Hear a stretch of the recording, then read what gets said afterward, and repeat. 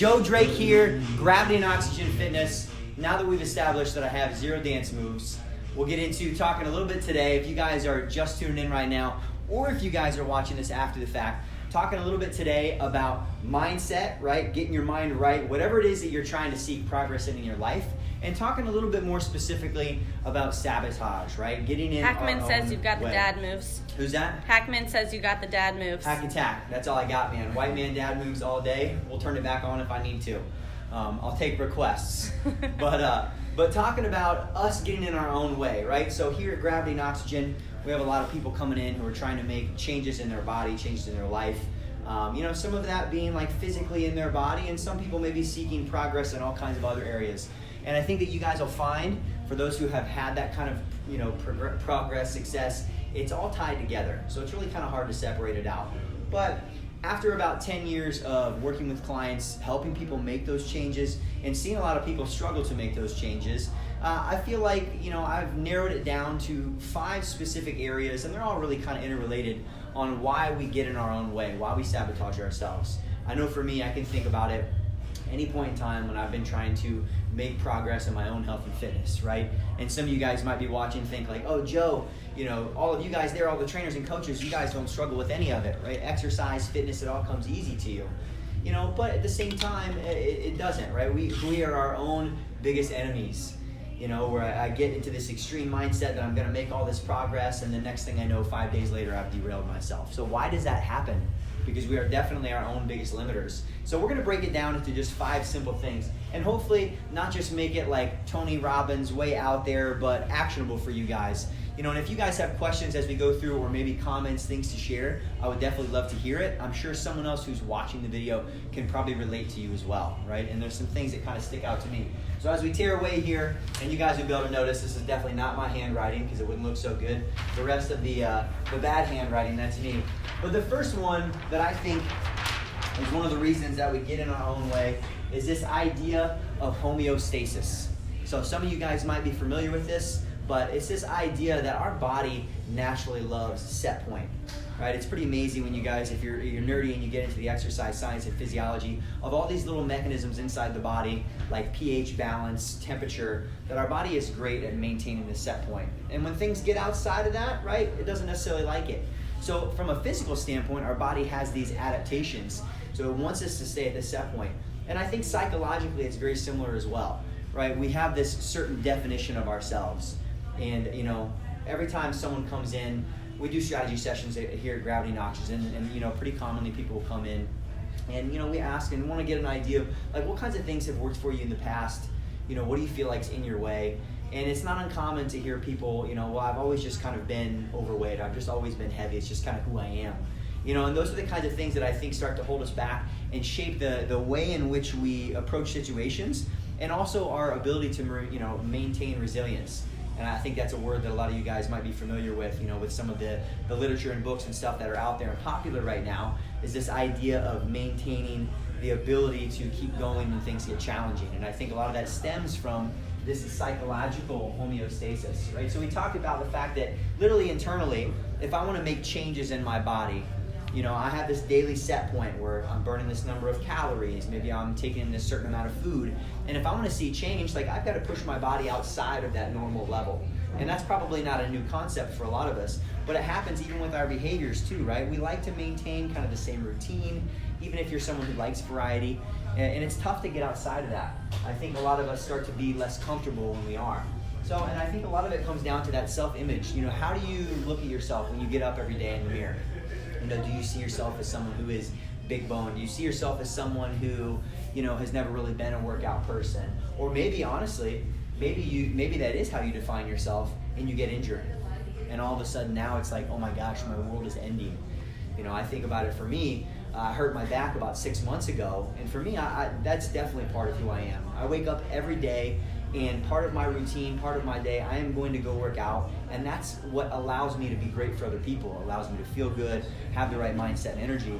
And in that process of like thinking about, oh my gosh, like what would I do if I couldn't do that? It's tough, right? That's why I'm always impressed by people who have these catastrophic injuries and disabilities in life and are able to maintain a positive outlook. So it's very challenging. I think, again, it's one of those things that's working against us. I think it's good to have a self-understanding of who we are, but also know that like situations that happen day to day, those don't necessarily define us, and our behaviors, they can change. So if you don't necessarily like, how you define yourself, or to be honest with you, if you really are honest with yourself and how you define yourself is not working for you, then you've got to find yourself at a place where you can kind of start to reevaluate, what does that look like, who am I, and those things. And then another piece here too, so for anyone who's watching, all my exercise science nerds, any trainers, people from other gyms, you guys might be familiar with, you guys might see little Rico in the background there, out there getting weights, is the SAID principle. So this stands for specific adaptation to imposed demands. Right, so when we learn about this, and it comes to becoming a coach and a trainer and helping people change their body and make changes in their lives, this really, it gets down to like, hey, you know what? If you want to be a marathon runner, you want to be a great marathon runner, well, guess what? You're going to have to go run more often because it's specific, and you're also going to have to train your cardiovascular system. We're going to have to train muscular endurance. All those things, your body will adapt to the imposed demands, meaning what kind of demands you place on it. All right. So this is SAID principle. This also applies with us psychologically too, right? If I don't get outside my comfort zone, if I want to make a big change physically, right, and I don't drastically change some of my nutritional habits and my exercise habits, again, my body's not going to adapt and change. Same thing with, I want to get somewhere further in my career. Maybe I want to, I want to make more money, whatever that might look like for you guys. If you are not daily, and I think that's the piece where I take away why I think this is something that sabotages us, because when you look at it from an exercise standpoint, some of you guys, if you're watching this, you probably work out every day, right? Now, the first time that you got up and worked out, the next day, were you where you wanted to be? Were you 10 pounds lighter? Did you have 10 pounds more muscle? Were you stronger? The answer is probably not, right? Well, it's the same thing. It's a small daily practice. It's putting in the work every single day, and it's tough too. I think with exercise, it's easy because, hey, guess what? I wake up every day, I look at myself in the mirror, maybe I like what I see, maybe I don't, and I have a daily motivation to go do something and take action on it, all right? So that's relevant to us in the moment. But sometimes, sometimes maybe we don't see it that way. Sometimes maybe if it's something that's a little bit less tangible, like I want to lose weight because, I went to the doctor and they told me I have diabetes. And if that's something that's happened to you, you probably understand how that makes you feel. But then daily, how are you connecting with that, right? Because it might be motivating in the short term, and I think that's what happens. Most of us like this homeostasis, this general comfort that we live inside of, and if our daily actions, specific adaptations to imposed demands, adaptations take time, right? They don't happen quickly.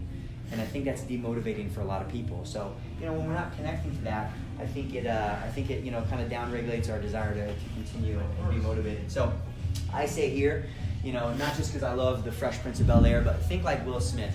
So I listened to a podcast just the other day, and Will Smith was telling a story about when he was younger. His dad decided to knock down the wall of the convenience store. I think he owned a convenience store when they were younger, or the shop that he owned. And he said, you know what, boys, you guys are going to rebuild this wall throughout the summer.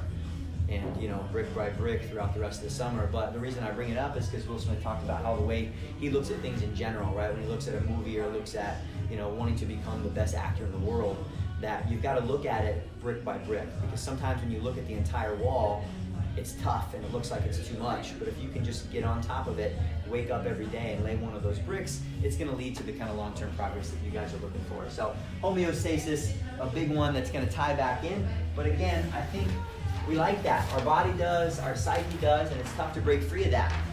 Getting on to number 2, survival, right? If you guys really think about it, our brains, our bodies, they're built for survival. It's not meant to make you happy. Right? That's a choice, and that's an interpretation of the events and actions that go on around you. But your body, from a genetic standpoint, from an evolutionary standpoint, it is meant to survive. Right? So what that means, our emotions and our comfort, they don't always work for us in the sense of you might have goals, whether it's a physical goal, you want to change your body, you want to feel better, you want to have more energy. But guess what? That's not going to always be comfortable, right? So it doesn't feel good. So from a survival standpoint, we like to do what feels good, we like to do what tastes good, and we like to do what's easy. Because guess what? Usually that means we're going to survive, unless we're in a scary situation. That's just how we're designed. And some people are maybe more risk averse, and some people are more okay with uncomfortable situations. But for the most part, many of us end up seeking that comfort. And inside of that, nothing's going to change, right? You guys know that. And then the other piece of it too is just the emotional, right? The emotional reaction to something that might happen. You know, it may mean, like you said, you go to a workout, you start a new workout routine, and it's not only not comfortable, but man, emotionally puts you in a place where you're like, oh, man, I'm terribly out of shape. You know, and then your natural reaction might be say, hey, you know what, maybe that's just, it's too much for me right now, or that's not who I am. Again, tying back into our definition of ourselves. And then happiness and achievement, kind of being the same idea, right? So you guys, I imagine that if you're watching this video at all right now, this idea of making progress somewhere, you want to be happy, you want to be happier than you are right now, you want to continue to, you know, to make that progress. It's not going to just happen, right? It's not going to happen naturally. And going back to the survival mechanism, again, your brain doesn't really care if you're happy. Your brain wants you to survive. So when it comes to putting yourself in situations that are going to serve you best, it's got to be an active process. And the same thing with achievement, right? It's not something that's naturally hardwired into our DNA and our genetics. It's the ability to connect with that goal consistently. And I relate it back in, same thing, nutrition and exercise. I'm sure you guys, you know, have read about sugar and addictive behaviors that it can have on people. Again, our body just craves those things, right? So it's easy for us to fall into those patterns. And so I think it's just important to look at, you know, again, what are those reasons? If we do want to make progress and understand why we're getting in our own way, some of it's kind of taking that internal look and saying like, well, what's actually happening? And most times we like homeostasis and we really kind of just want to survive, right? I just want to like get through my day sometimes. And that does not work against us. So I think what you have to do is you really have to reframe your motives, reframe your motivations, and you got to bring them to the forefront on a daily basis. You know, and some of you might think, it's kind of cheesy for me to sit there like every day and read through these maxims of how I want to live my life, or like, you know, read through the notes on my phone where I've put like what I really want to be working on and achieving. But you got to bring it to your brain daily, because it's pretty easy to just let it go by, right? So survival. And again, you guys, comments, questions as we keep going here. Number 3, your inner circle, right? So why we sabotage ourselves, or why others try to sabotage us. And I think about inner circle in a couple of ways. And the way you guys might automatically see it is the people that you surround yourself with. We've all heard that, you know, you're going to be most like the 5 people you surround yourself with. And it kind of brings up the question, do you surround yourself with like people, or do you put yourself in the right circle so you become more like them? And it's hard to separate, right? There's energy going both ways. So not only are you interacting with, and you have the impact on the people around you, right? So if you know the rest of your family, and I know some of you guys who are watching, you guys are trying to make changes, and the people in your life are not supporting the changes you're trying to make, right? And if you had to be honest with yourself, you know that, but you haven't talked to them about it. You have not addressed it. So that would be a great example of your circle working against you. And if your circle's working against you, why should they be in your circle, right? So there's 2 things. First off, one of them means you've got to get them out of your circle. Or 2, if that's a person who's a fixture in your life, you've got to communicate with them. And it might just be they don't really know how much this means to you. They don't know how much your work means to you. You know, and I think that's something that I know for me, you know, Megan and I, my wife, we wouldn't have lasted for as long as we dated and now be married and having a kid and all these things if we didn't talk about these things, because I know that she knows that like what we do here, Gravity and Oxygen, all the work that I do, this is part of who I am and my impact that I want to make with people, but it takes me away from home time. It takes me away from hanging out and doing other things. And I'm sure some of that causes friction for you guys in your life. So I think that's something that's really important for you to understand and to like sit back and think about. And think about those people in your life. And not only who could you impact in that process, but who is it that might actually be holding you back? You know, and I say that too, right? We got the energy coming in from other people. But not only the people, what about just your environment? You know, like when you wake up every day, what does that look like? Like the environment you put yourself in. And I'm one who I think I was naive to it for a long time as well. Meaning like, you know, I didn't think I really cared that much about my house and my car and other things. And like I could just do what I needed to do anywhere. And I realize now I am drastically more effective in the right environment. Meaning not only putting myself in a space that maybe isn't cluttered and crazy, you know, but also like physically. I'll give you guys a good example. So Megan and I were blessed with our first child, which is our dog, earlier this past year. But man, Tiger, for as cute as that dog is, he's crazy, and he has drastically changed my morning routine, right? And that's, for me, has been a big adjustment, right? The time between like 3:30 a.m. to like 5 a.m. in the past was time that I was I was really working on creative things. I was reading, I was writing, and I'm at a place now where, like, you know, Tiger needs some attention when I wake up. And I enjoy that time with him, but I was kind of like internally battling, like, I'm really struggling not getting these things done, but, you know, hey, we got a dog, he needs some love and attention, I need to wear him out a little bit. And so some of it is just knowing, hey, if you're gonna be in an environment, like that environment's not gonna change. We're gonna be having a kid soon, all those things. But, so what do I have to do? I have to adapt what I'm gonna do during that time and be okay with that and spend time other times working on that creative work. But for you guys too, is it placing yourself in the right routine? Is your routine working for you or against you? And same thing with the environment as well.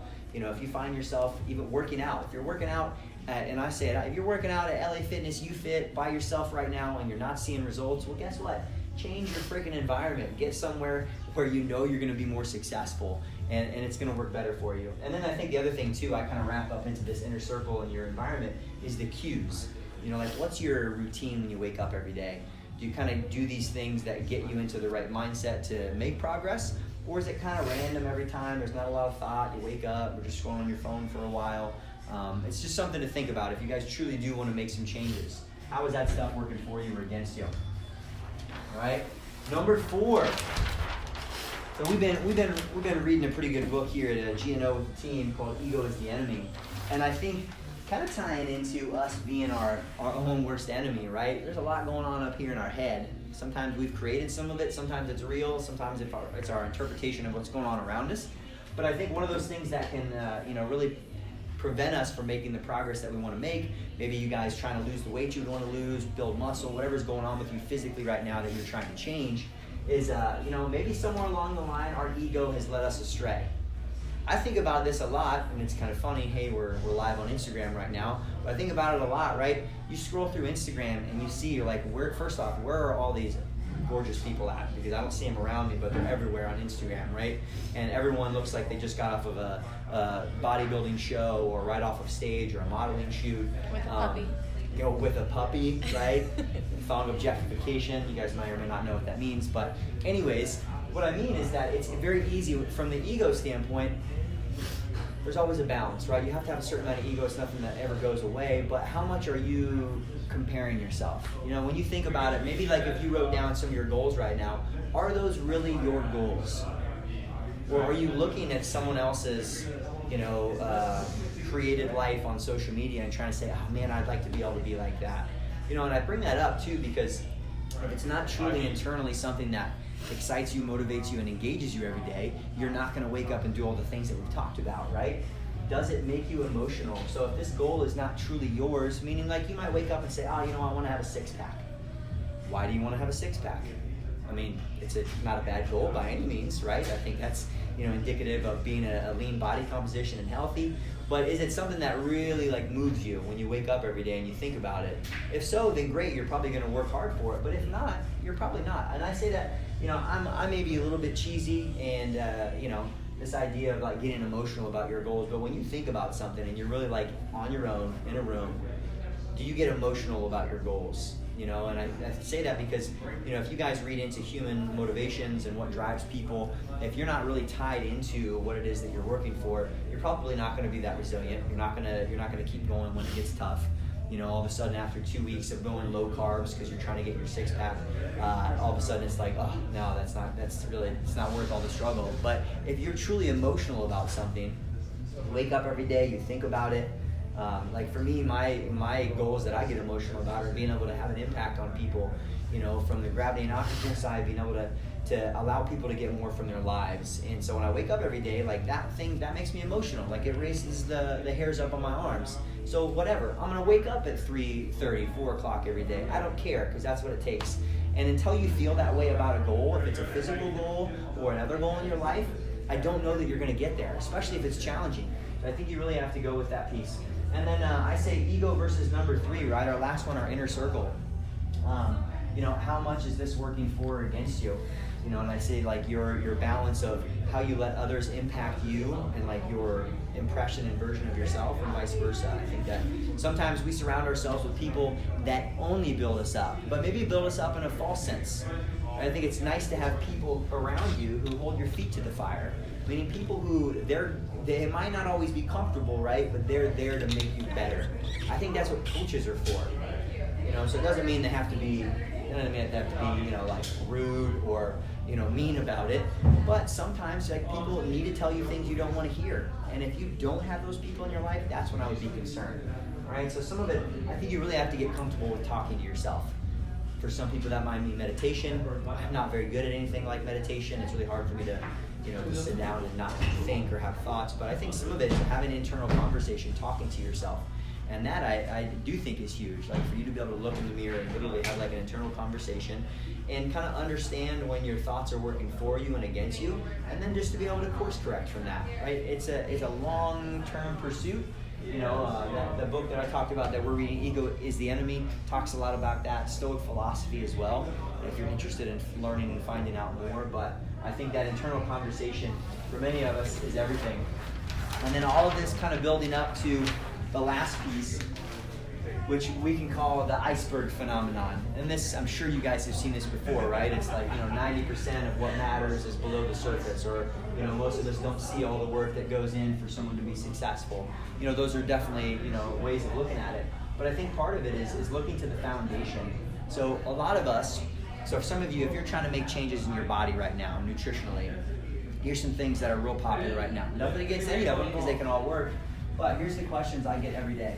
Hey Joe, what do you think about keto? Hey Joe, what do you think about carb cycling? Hey Joe, what do you think about fasting? And if I talk to you about this recently, please don't be offended, because there's definitely value in all of these. And based on where you're at in your journey, these can start to matter. But I say that, all these specifics, like, hey Joe, what supplements should I take? Those don't matter as much as all of this stuff. If we're looking at it from a nutritional standpoint, that might be, if we created this pyramid, that might mean, hey, supplements, once you get to the higher levels of change and performance, that's when they start to make an impact. But hey, maybe you feel like you're 50, 75, 100 pounds heavier than where you'd like to be. You haven't worked out in 6 months. That's not the most important thing right now, right? It's, from a nutrition standpoint, what's your calorie intake like? And I think it's a natural human mechanism for us to want to focus on the sexy stuff. We want to focus on the more advanced things. For one, it's kind of more fun, right? Like just calorie intake. That's not always the most fun thing to think about. But it's the same thing, I think, for us, even psychologically, that we want to focus on like what's going on in front of us right now. So part of it, we're about to launch into, if you guys have somehow been sleeping on social media, a 30-day, no bull, cutting all the stuff out challenge here in Gravity and Oxygen. And I say that because I'm excited about that, but I'm also concerned sometimes, right? For people who go into that and they're only thinking about some of these things and they're not really thinking about like, okay, psychologically, why am I not already doing these things? Like, what is it that's holding me back there? Like, foundationally, what are these deep-seated problems that I am straight up avoiding? And that is where most of our progress is going to come from, right? That's where most of the stuff that matters. And then as we get further up, all those other things start to make a bigger difference. So I say that not to try to dissuade you guys, be like, okay, don't even think about these things. There's value in ketogenic diets, carb cycling, all those, and if they're a little motivator to kind of keep your head in the game, that's great, but you got to be thinking about all this. You got to be thinking about your routine. You got to be thinking about your inner circle. You got to be thinking about, all these things that are holding you back. All the things that we've talked about so far in this video, because everything that's below the water in that iceberg is what matters most. And if we start building up what's on top here with the weak foundation, at some point in time, boom, it's going to come crashing down. All right, so just some of my ramblings and thoughts, if you guys made it this far into the video, on making progress in your life, some of the things that are holding you back as far as sabotage goes. And if you guys have any questions you're not comfortable leaving on here, or things that you're struggling with, I would be more than happy to help you. This is something I'm just throwing out there. You guys can direct message Gravity and Oxygen. You can direct message me as well. I'll share some of this stuff. But I hope you guys have some big goals as we come into the end of 2018. Don't wait for 2019. Don't wait to start some stuff, because guess what? Other things are going to happen, holidays, whatever. They're all going to end up being excuses. So make sure you guys are making progress. I hope you guys are having a killer Friday, and hopefully I'll see you guys soon. Kiki, do you love me?